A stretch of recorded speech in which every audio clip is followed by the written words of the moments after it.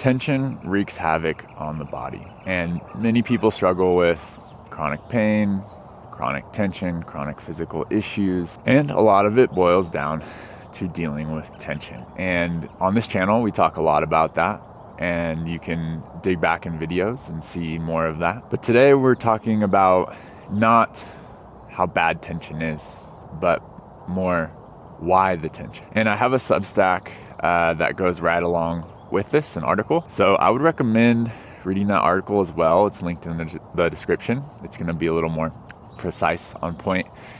In these videos, I just like to flow. So let's get right into it. I wish that I knew this when I started working with my body. For me, it was deep stiffness in my body. It was back pain. And, I went just, I guess you could say, like a traditional physical therapy route. And it helped, obviously. This stuff is really good. But I wish I knew this when I started. But I found it along the way, and I'm super grateful that I found it along the way. But if I can make that journey shorter for anybody, this is the hope. So to get into it, I'm going to talk about this book.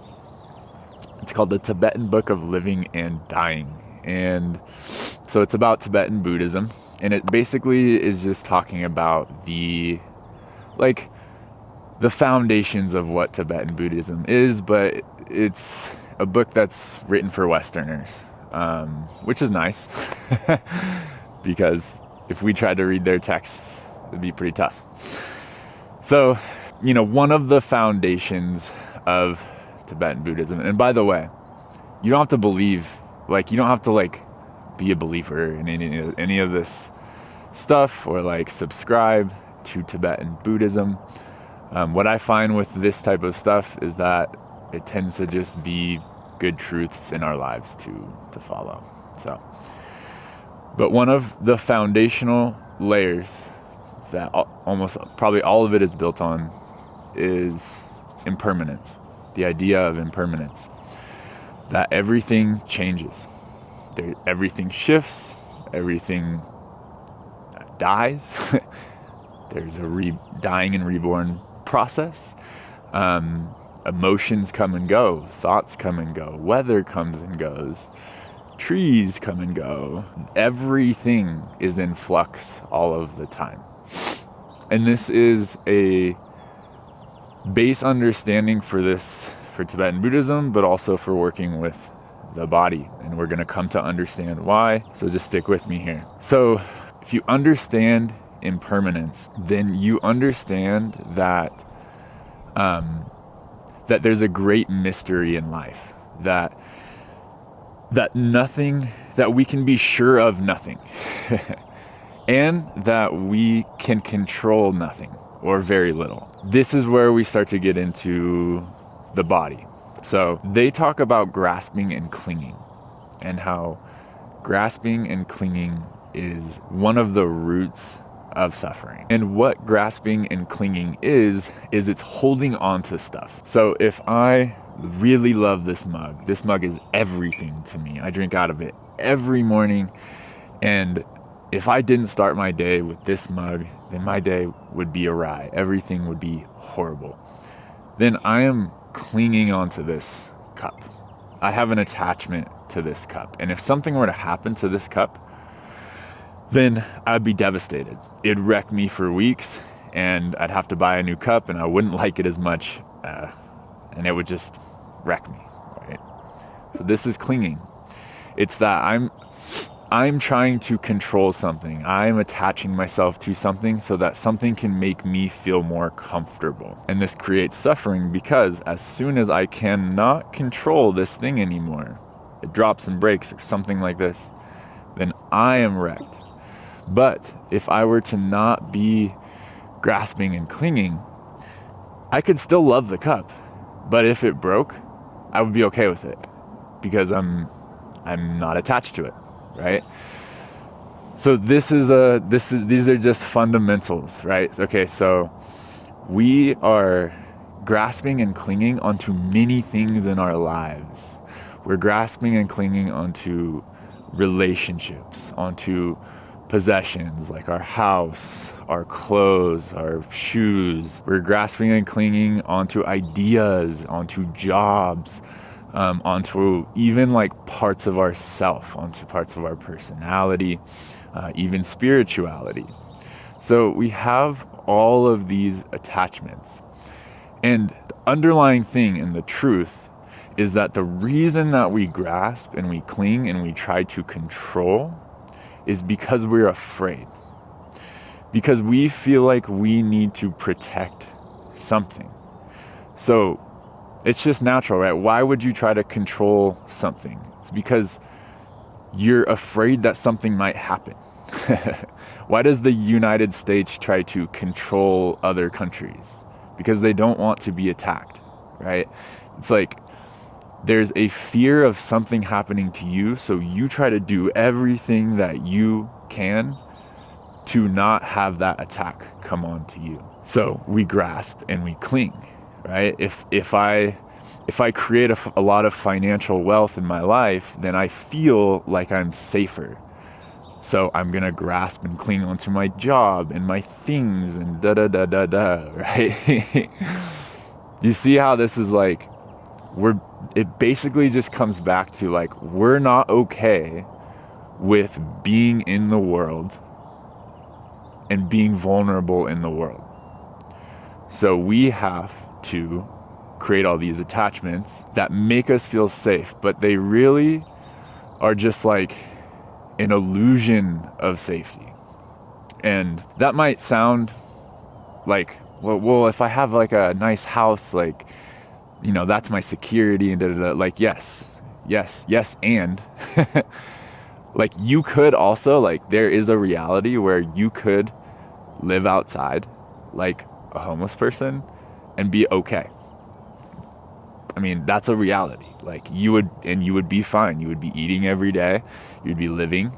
So it's like, yes. And these are just like realities. These are just kind of like facts that are possible in our lives. So how does this relate to the body? If I'm afraid of stuff happening to me, if I feel like I need to protect myself, and I'm grasping and clinging onto many, many things, what does that do to my body?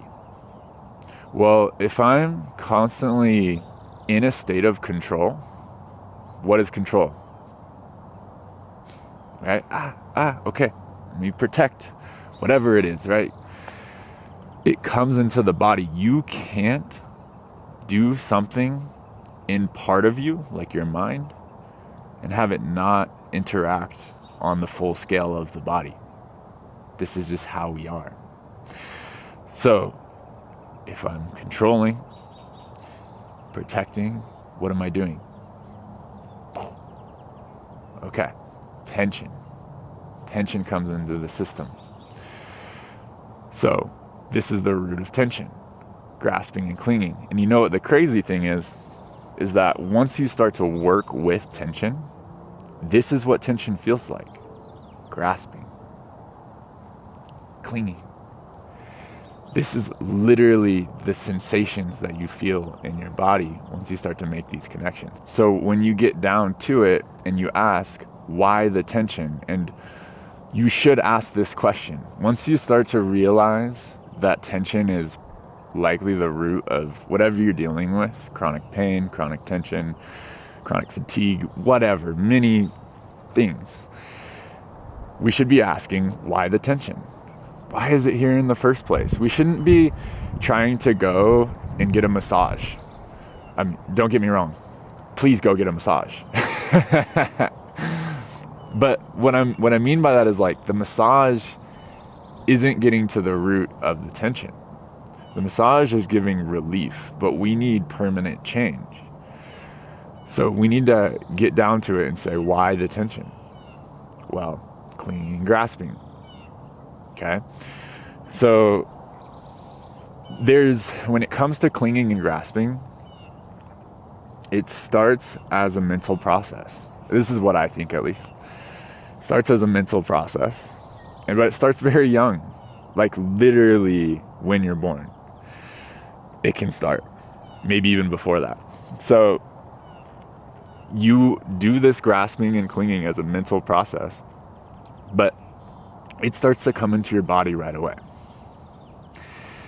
And then from there, though, there's this interplay where the body will do it, and then your mental space will follow.